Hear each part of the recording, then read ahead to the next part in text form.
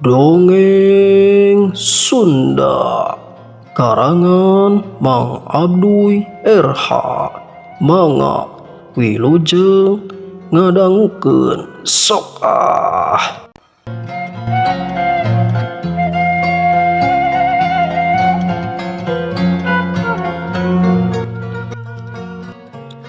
Caturkeun harita teh di lamping Gunung Halimun anu sakurilingna pinuh ku haseup bodas.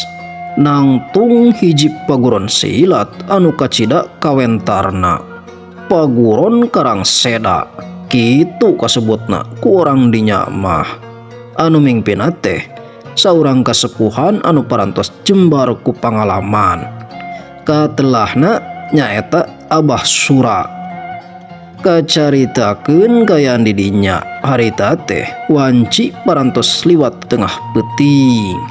Hujan ngaririncik ti sore keneh can aya tanda-tanda rek raat. Angin gunung ngagelbuk tis pisan nebak dangdaunan sarta tatangkalan di sabudeureun paguron. Jempling teh sora jalma anu kedal ukur sora jangkrik jeung gaang anu pating raeng nambahan ketirna suasana. Di jero pondok murid-murid geus talibra digalentor ku impiana sewang-sewangan. Kaasup saurang pamuda anu ngaranna Wira.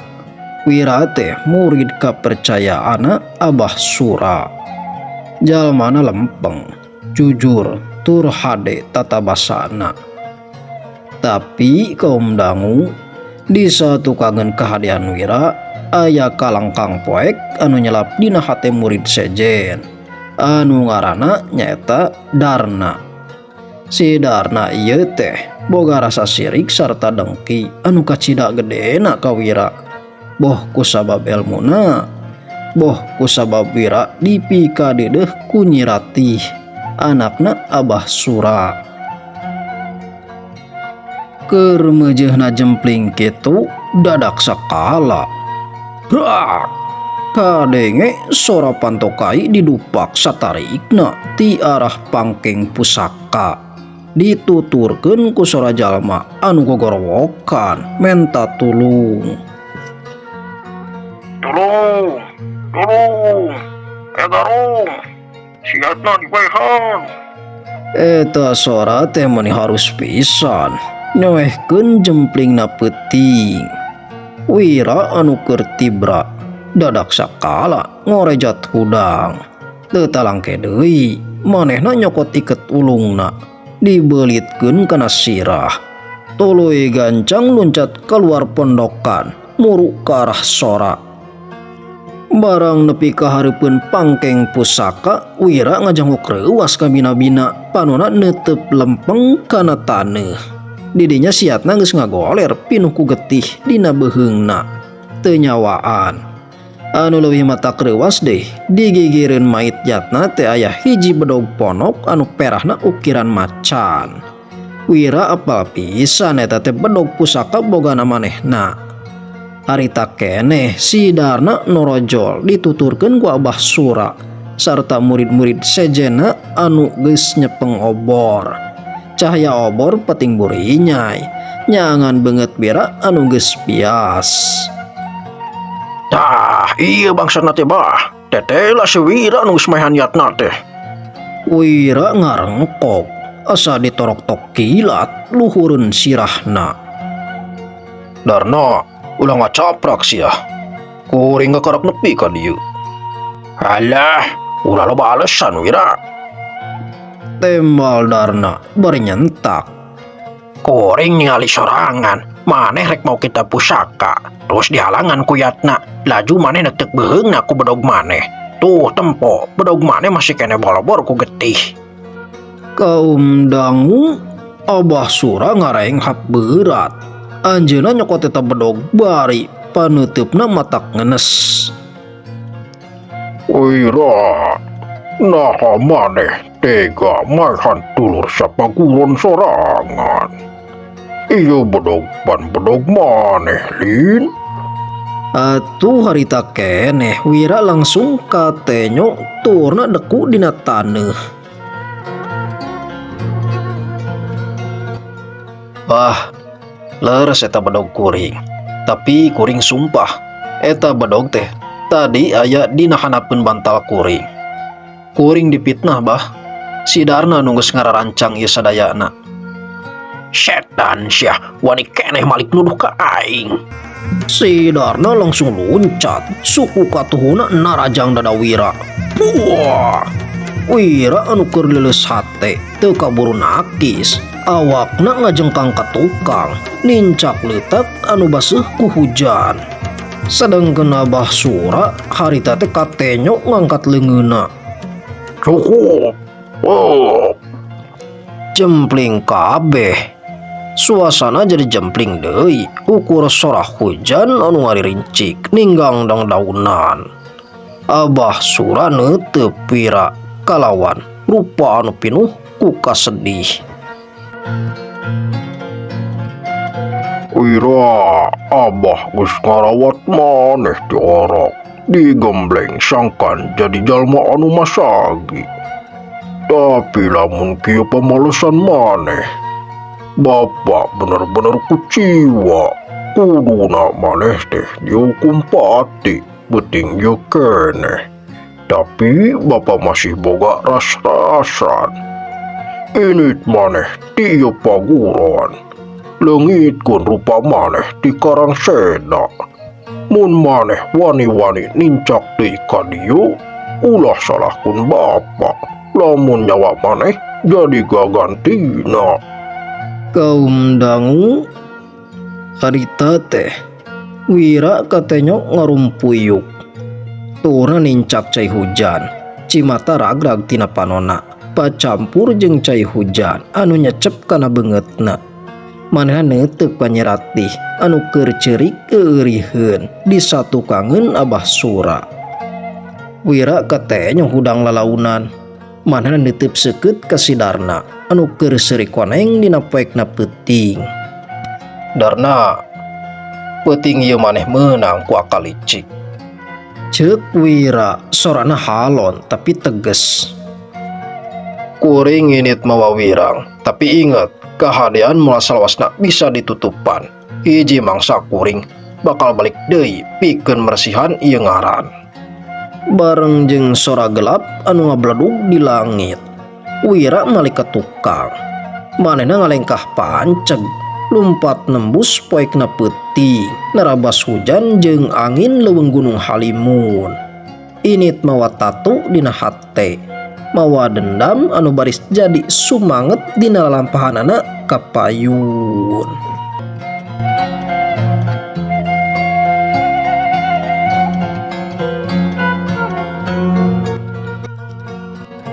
Sanggeus Wira diusir ti paguron Karang Seda, manehna leumpang sakaparan-paran nembus poekna peuting. Hujan anu tadi ngagebret teh ayeuna mah ngaririncik, tapi cai tina dangdaunan mah masih keneh curcor murag ninggangkana sirah jeung tak-tak Wira.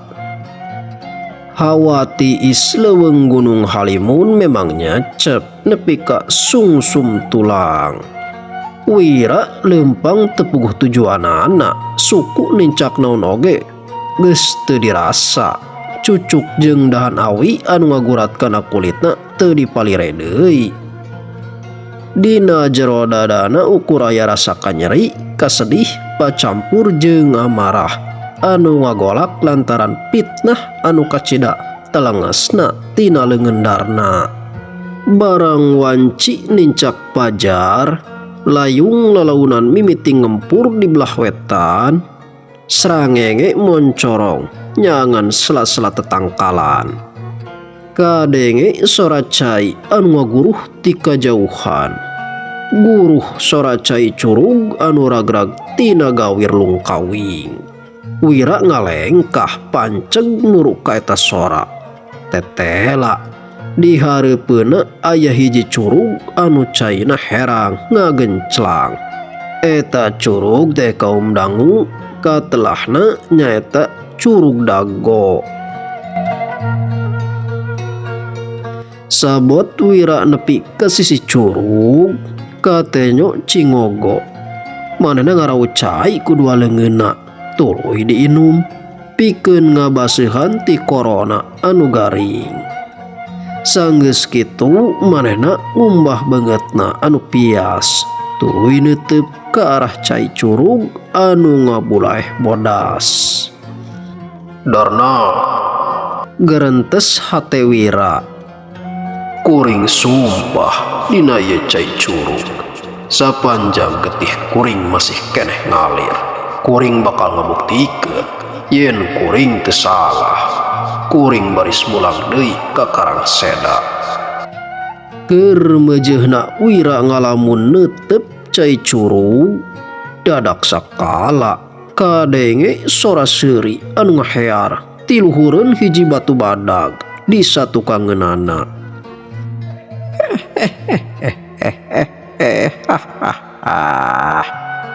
Aya pamuda Kasep keur sasambat nyorangan di sisi curug. Nah maneh ditundung ku mitoha atawa diusir ku guru ti paguron euy. Wira ngajengok reuas lain caritakeunneun. Srek manehna rikat malik bari masang kuda-kuda panonna ngulincer neangan asal eta sora barang breh ka luhur batu. Ka tembong aya saurang aki-aki keur nagok bari nyesep udu daun kaung. Iket sirahna geus ruksak, bajuna pangsih hideung loba tambalanna. Sedangkeun leungeunna nyepeng hiji iteuk hoe anu hideung lestreng ciga mineng kakeum ku leutak. Saha nika? Ceuk Wira, sorana tegas. Turun ka handap, lamun nya mah wani nemongkeun rupa. Eta aki-aki teh ukur seuri.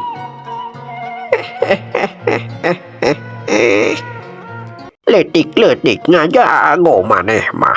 Coba tahan ieu pamapakti aki. Hiu teu kanyahoan. Eta aki-aki ujug-ujug nyabetkeun iteuk hoena ti kajauhan. Padahal jarak ti luhur batu ka tempat Wira nangtung teh misah keneh cai. Tapi dadak sakala aya angin anu ngagelebug tarik pisan narajang dada Wira. Hush. Wira reuas kabina-bina, tapi dasar jawara anu geus digembleng asa ku elmu Karangseda. Wira rikat ngajengkangkeun awakna ka tukang. Celeng. Manehna nguliat di luhur hawa. Tuluy napak deui kana taneuh kalawan panceg. Elah, alus kuda-kudana euy. Lempai tur bedas. Ceuk eta aki-aki bari loncat ti luhur batu. Hiat, celeng. Eta aki-aki napak kana taneuh lir ibarat kapas anu ragrag. Soran pisan. Ieu nuduhkeun yen eta aki-aki teh ngabogaan elmu hampang raga anu kacida luhungna. Saha nika teh? Sanya aki? Wira nanya deui bari ngendorkeun kuda-kudana lantaran ngarasa ieu aki-aki teh lain karaman atawa jalma jahat, tapi hiji kasepuhan anu pinuh ku wewesen. Ngaran aki mah teu penting ujang. Tapi batur masuk nyebut aki kengkreng. Ari hidup saha? Jeung naha mau amarah anu sakitu kandelna ka dieu. Wira ngarengha panjang lalaunan manehna ngaguar sagala lalakon anu karanapan ku dirina peuting tadi. Nyaritakeun kumaha dirina ditiir ku fitnah sidarna. Dituduh maehan yatna nepi ka diusir ti paguron ku Abah Sura. Sedangkeun aki kengkreng ukur ungek-ungekan.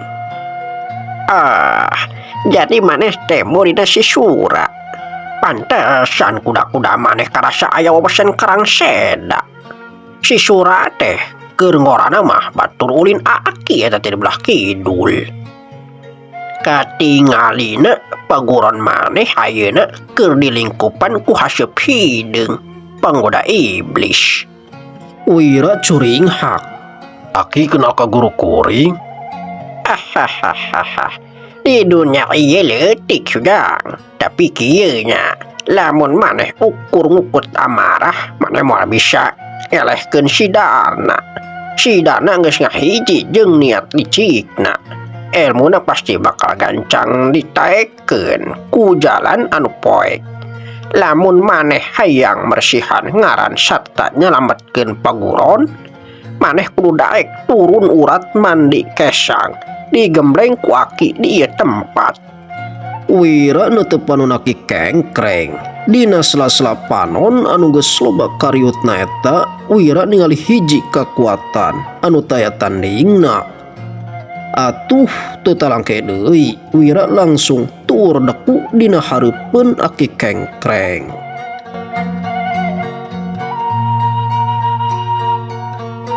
Lamun aki kersa nampi kuring janten murid, kuring ridho narohkeun nyawa pikeun neuleuman eta ilmu aki.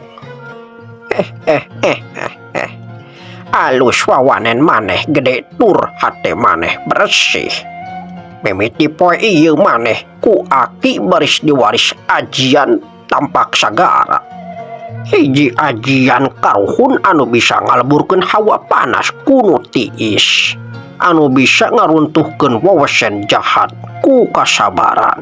Tapi syaratna berat, Jang. Maneh kudu kuat tatapa handapeun budah curug ieu salila 7 poe 7 peuting teu eureun-eureun. Kuring sanggup aki, tembal Wira, sorana panceg sarta teges. Atuh kaum dangu, di mimiti poe eta Wira digembleng habek-habekan ku aki kengkreng. Berangjeng peuting taya watesna, caina curug anu tiis nyecep parantos jadi simbutna sapopoe. Ukur hiji niat dina hatena, nyaeta hayang mulangkeun kahormatan dirina sarta nyingkirkeun halimun fitnah di paguron Karangseda.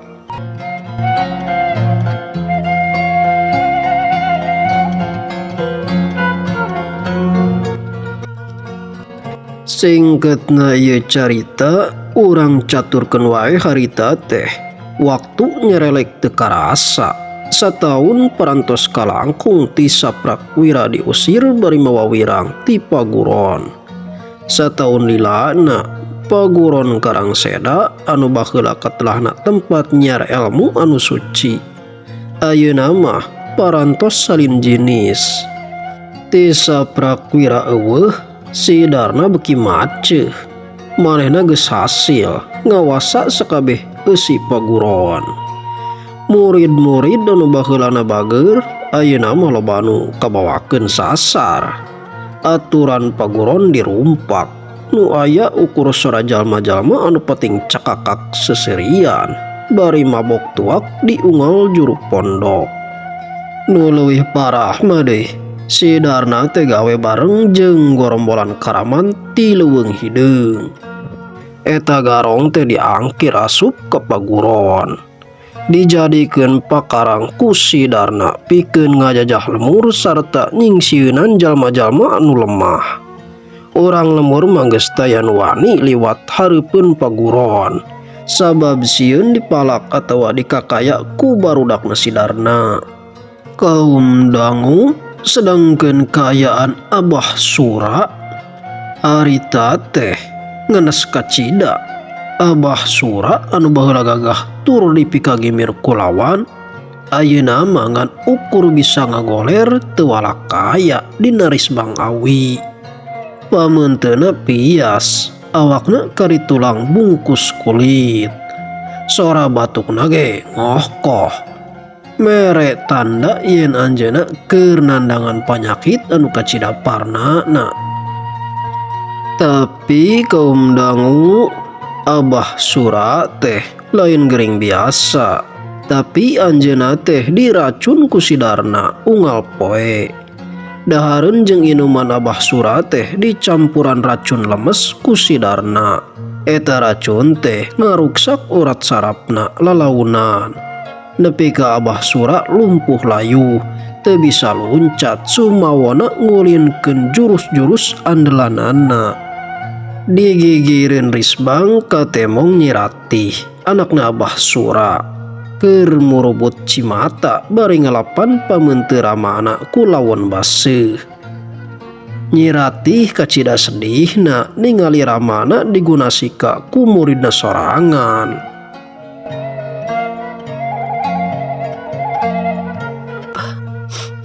Apa sing kuat apa? Harewos Nyi Ratih bari euriheun. Keur mejehna jempling kitu dadak sakala. Brak! Sora pantoka marabah sura didupak satarikna ti luar. Nyi Ratih ngajenghok reuas lain caritakeun. Di lawang panto ngajanteng sidarna bari nulak cangkeng. Iket sirahna dipasiatkeun ciga jawara jagoan. Di tukangeunana aya 2 urang karaman anu beungeutna garihal pating nyerengeh seuri koneng. Hahaha, kumaha kayaan mitoha teh, Ratih? Masih kena hirup? Ceuk Darna bari ngalengkah asup, sapatuna meulah cemplingna kamar eta. Darna jelema teh leungeus yah rek naon deui maneh ka dieu. Ceuk Nyi Ratih bari nyalindung hareupeun ramana. Sedengkeun Darna ukurnya kakak. Hahaha, Ratih tong loba bacot. Kuring datang ka dieu ngan rek mere beja. 3 poe deui kuring jeung maneh bakal kawin. Eta teh geus jadi keputusan mutlak. Hahaha. Cuy, kajenteng kuring paeh batan kudu kawin ka jalma culas kawas maneh Darna. Temal Ratih bari nahan amarah. Plak! Hiji panyabok nyayang kana pipi Nyi Ratih nepi ka manehna ngajengkang. Abah Sura anu ningali eta kejadian ngan ukur bisa molotot nahan ka nyeri dina jero hatena. Ti korona teu bisa ngaluarkeun sora lantaran geus ruksak ku racun. Dengekeun Ratih, Ceuk Darna bari nunyuk.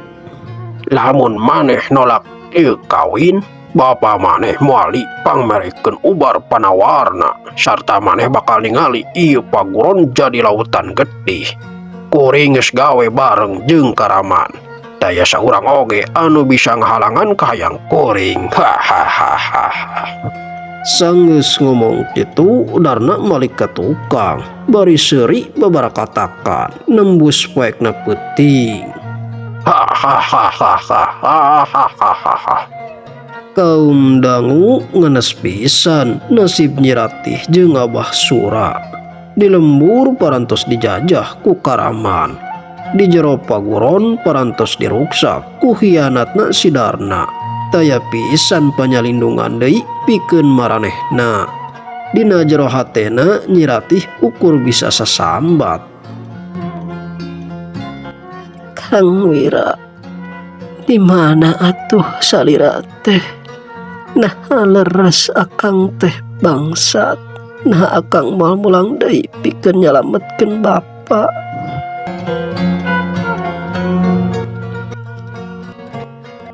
Ayeuna urang caturkeun ngeunaan Wira. Harita teh di luhureun Curug Dago. Wira keur silatutug mapatkeun ajian. Dadak sakala aya angin mau beja. Aya hiliwir sora anu nyeliwuri kana ceulina. Beja ngeunaan ruksakna paguron karang seda. Beja ngeunaan Abah Sura anu lumpuh diracun.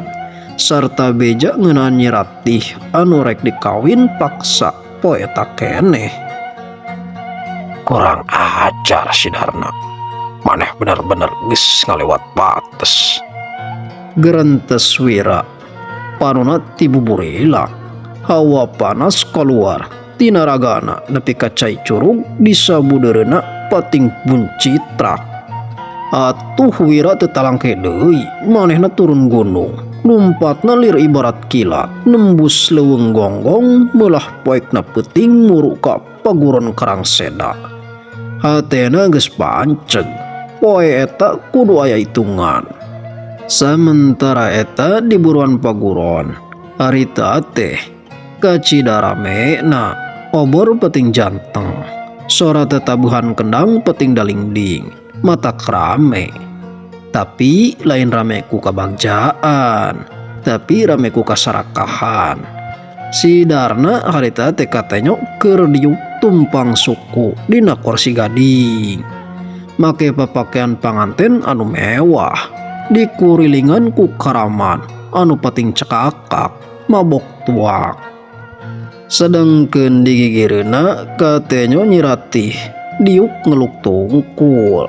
Beungeutna sepa cipanuna geus daya raatna. Ari Abah Sura digolerkeun kitu wae dina risbang sisi buruan. Ukur bisa neuteub ku paneuteub anu kosong. Nandangan racun anu terus ngagorogotan awakna. Hahaha, sok barudak orang pestakeun penting ieu sagedeung deui kuring resmi jadi raja di Karangseda. Hahaha.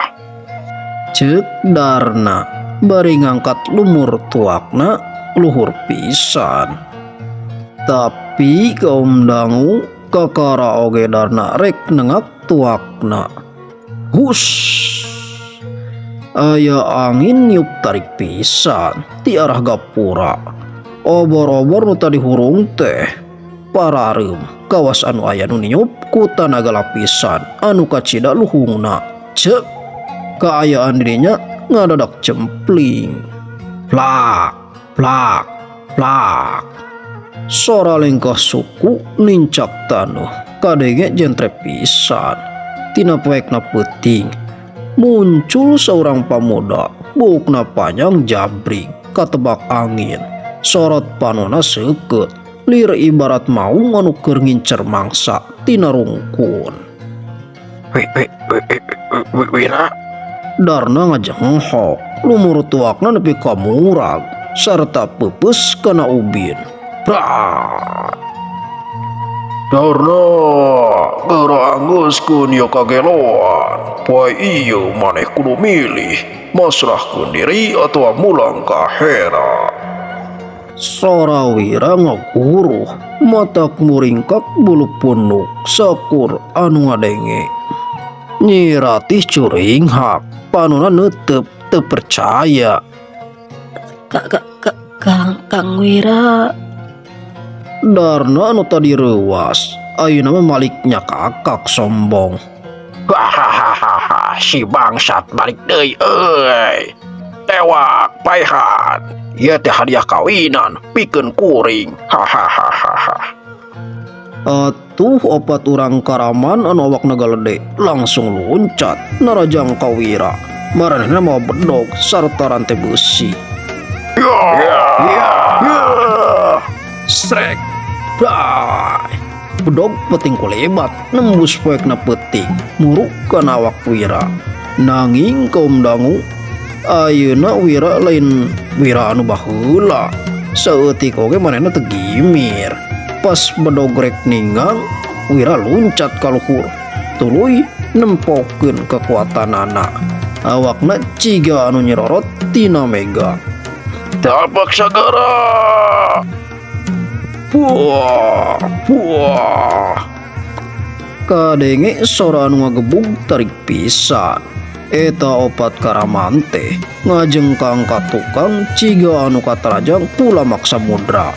Maranehna meubet kana taneuh tuluy utah getih sarta teu hudang-hudang deui. Darna anu ningali eta kajadian beungeutna langsung robah jadi pias. Kurang ajar.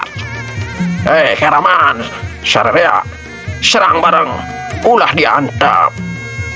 Ulasan Karaman langsung ngepung Wira. Tarung campuh di mimitian.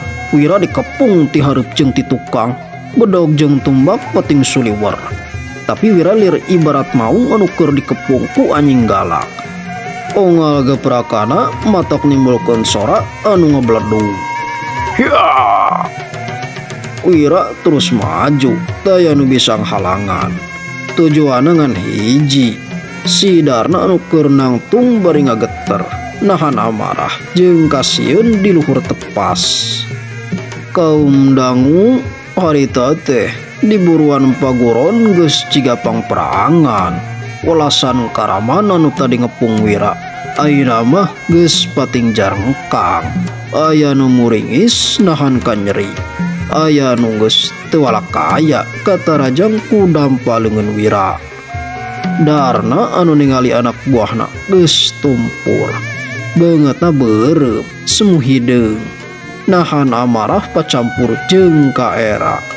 Manehna nyabut bedog pusaka anu dipaling di kamar Abah Sura. Bedog anu kacida seukeutna, pamorna ngagurilap katojo ku cahaya obor. Wira, tong sombong maneh, sanajan sakabeh Karaman rubuh. Di leungeun kuring aya nyawa Nyiratih jeung Abah Sura.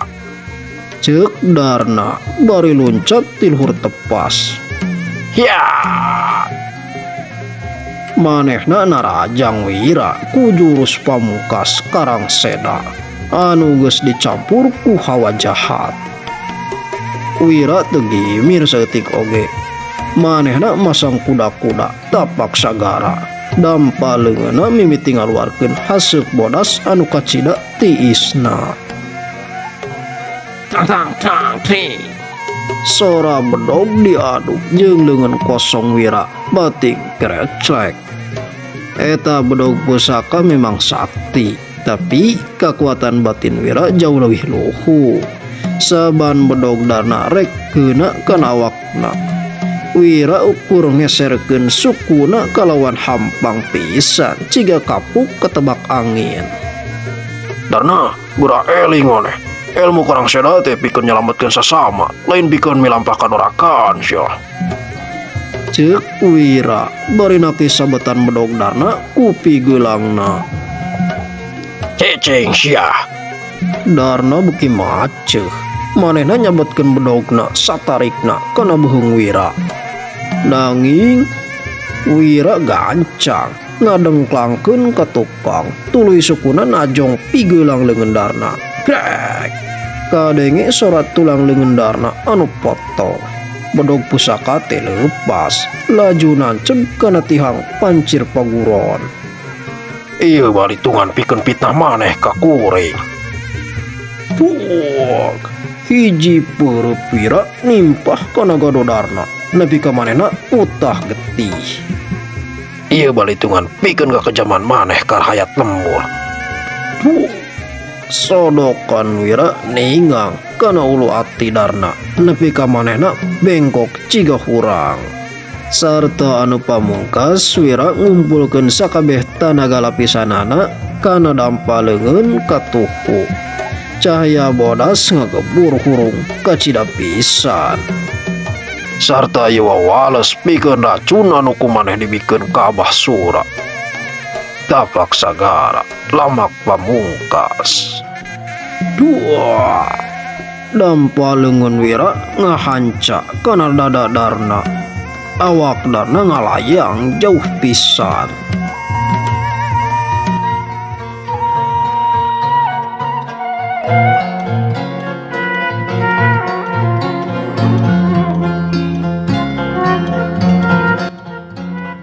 Ningali Darna geus rubuh, Sesa Karaman anu masih keneh hirup langsung kalabur, lalumpatan muju ka jero leuweung. Sieun nempo kakuatan Wira anu taya tandingna. Wira langsung lompat nyamperkeun Nyi Ratih. Ratih, buka talina. Wira megatkeun tali anu mengkeut Nyi Ratih ku sakali jeputan. Nyi Ratih langsung nangkep Wira bari euriheun. Kang Wira, hatur nuhun Kang Wira. Wira teu talangke, manehna langsung sideku di payuneun Abah Sura. Manehna ngagunakeun hawa tiis tapak sagara pikeun netralkeun racun dina awak guruna. Lalaunan, pameun teu Abah Sura anu tadina sepat teh mimiti nemongan cahaya hirupna deui. Abah Sura muka socana, neuteup Wira ku paneuteub anu pinuh ku kasono sarta kaduhu. Wira, murid Bapa anu sajati, apunten Bapa anu parantos lolo. Tos Pak, ulah sasambat kitu.